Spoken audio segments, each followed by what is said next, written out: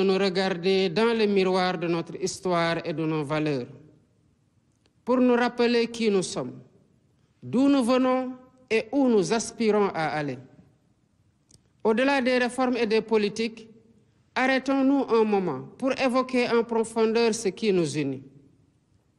Cette exigence d'unité et de fraternité quasi existentielle pour bâtir l'avenir que nous voulons nous rappelle l'importance de cette communion nationale autour de la même flamme de l'espoir, de la solidarité et du vivre ensemble.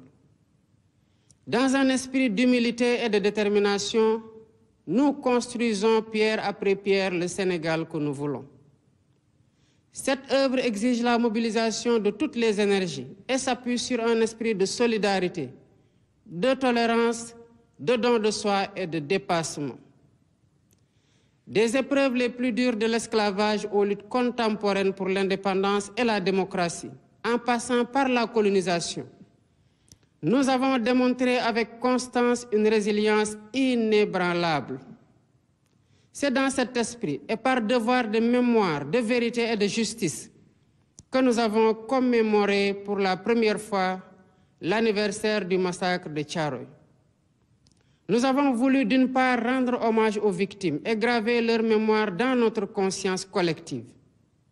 Et d'autre part, jeter les bases de la restauration de la vérité historique sur cet épisode tragique de notre histoire.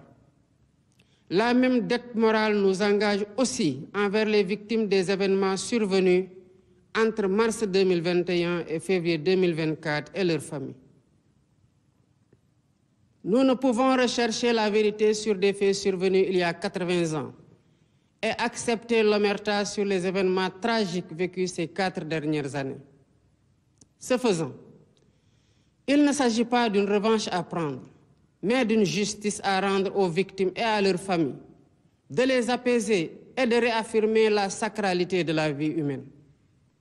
Mes chers compatriotes, ma conviction profonde est que nous sommes un peuple singulier, un peuple aux racines profondément ancrées dans la diversité de nos langues, de nos coutumes et de nos valeurs, mais qui a su faire de cette diversité une grande force. Fort de cet héritage, il nous appartient aujourd'hui d'écrire un nouveau chapitre de notre histoire, où notre souveraineté est pleinement assumée, notre justice réellement vécue et notre prospérité partagée par tous. Lu ñëpp bokk, ñëpp jot ci. Pour cela, nous devons plus que jamais nous rappeler qui nous sommes et nous revêtir du manteau majestueux hérité de nos devanciers, fait de valeurs précieuses que nous avons pris l'engagement de remettre au cœur de notre projet de société et de promouvoir. En ma qualité de gardien des institutions et garant de l'unité nationale, tout en encourageant l'expression libre, constructive et plurielle des idées, je resterai vigilant et intransigeant face à toutes les menaces sur la paix, la stabilité et notre bien commun.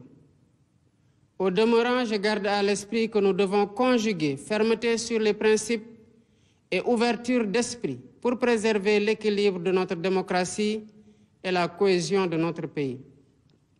Mes chers compatriotes, grande est ma préoccupation